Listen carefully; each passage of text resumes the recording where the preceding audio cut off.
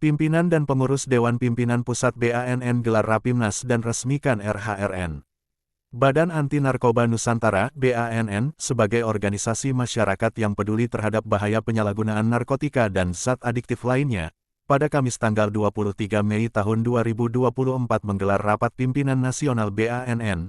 Hadir dalam rakernas tersebut para pendiri, pimpinan, pengurus Dewan Pimpinan Pusat dan perwakilan pengurus daerah.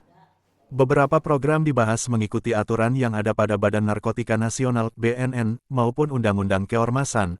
Salah satunya adalah perubahan logo BANN, anggaran dasar, dan pembentukan Rumah Hukum Rakyat Nusantara (RHRN), yang di dalamnya terdiri dari 7 pengacara dan 15 paralegal RHRN, yang nantinya akan memberikan pendampingan hukum kepada masyarakat luas, baik masalah pidana, perdata maupun sengketa konsumen. Hal tersebut diungkapkan Ketua Umum BAN, Sugono S.Cemi kepada sejumlah wartawan usai rakernas. Perubahan logo BANN juga dilakukan mengingat logo yang lama dianggap mirip logo BNN, untuk itu logo dirubah agar tidak mirip. Meskipun arti logo berbeda dengan BNN, namun visi dan misi BANN sama-sama memerangi penyalahgunaan narkotika dan zat adiktif lainnya, serta menyelamatkan generasi bangsa dari ancaman narkoba, sebagaimana amanat Undang-Undang tentang Narkotika, mengenai peran serta masyarakat dalam penanganan tindak pidana narkotika, yaitu diatur dalam Bab 13 Pasal 104 sampai di Pasal 108 Undang-Undang Nomor 35 Tahun 2009 tentang Narkotika, Undang-Undang 35/2009.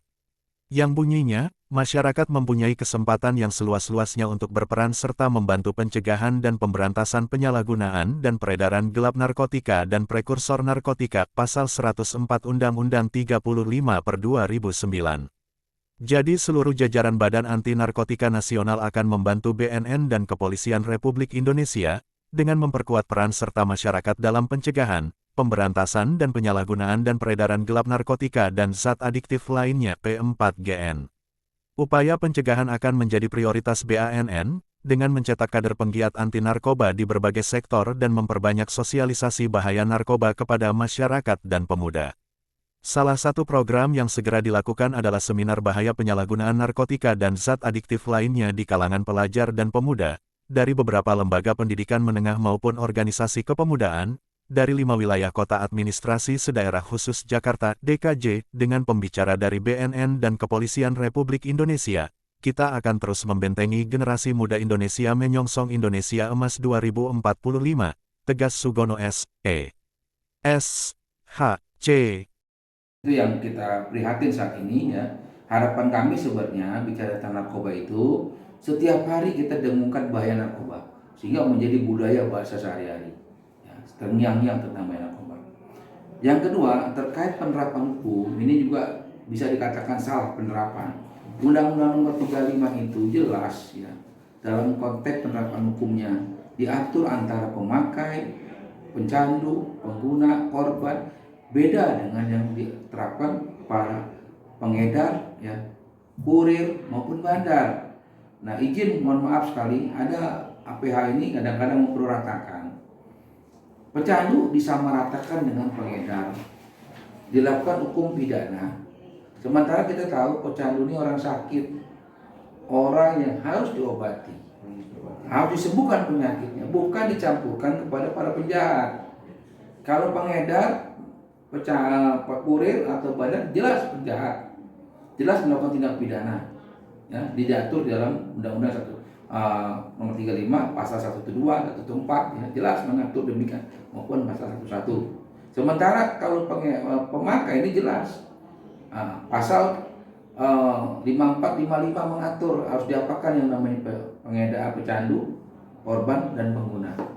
Juga ada Junto 127 harus dilakukan penekanannya pada rehabilitasi. Ya, juga ada SEMA yang mengatakan bahwa kadar babi itu sejauh mana untuk yang rehab. Jadi sudah dibentuk alurnya, cuman mohon maaf nih ya teman-teman penegak hukum, jangan dong samaratakan. Kapan kita mau selesai dengan lingkaran seperti ini? Ya, dan saya BNN Ketua Umum menghimbau kepada penegak hukum, ayo kerjasama dengan kami. Kami siap mendampingi, kami siap menyelesaikan untuk rehabilitasi, kami siap untuk menyembuhkan. Bahkan kami punya program rehab mandiri, kami punya program pasca rehab, kami punya program untuk pemberdayaan ekonomi, ketahanan ekonomi keluarga. Itu di BANN. Nah, terkait pengedar kurir, kami berharap hukumlah mereka sesuai dengan aturan yang berlaku dan apa yang dilakukan. Ya, juga tidak seimbang nanti kalau yang besar hukumannya ringan, ya, yang kecil hukumannya berat. Jadi kita juga berharap penerapan hukum itu sesuai dengan apa yang diperbuat. Dan kami BANN siap mengawal itu. Dan kami juga siap mendampingi kalau dibutuhkan oleh pihak Polri. Ya, mungkin itu. Jadi kami mau sekali lagi pada pihak penegak hukum, tolong pisahkan mana pecandu, korban, pemakai dengan mana kurir, mana pengedar, ya, mana bandar. Jangan disamaratakan. Tidak akan selesai kita ini. Nanti jadi pecandu, pemakai masuk ke tahanan kriminal, hukuman badan, berkumpul dengan mereka yang memang profesional penjahat, maka keluar menjadi penjahat, maka menjadi pengedar, maka menjadi kurir. Ini harus kita hindari, ya. Dan juga menghindari overloadnya tahanan, overloadnya rumah-rumah penjara atau rumah-rumah lapas di sana. Kami bantu pemerintah untuk mengurangi beban dari pemerintah. BANN siap membantu pemerintah dengan rehab mandiri, dengan penyembuhan yang cukup profesional. Silakan hubungi kami.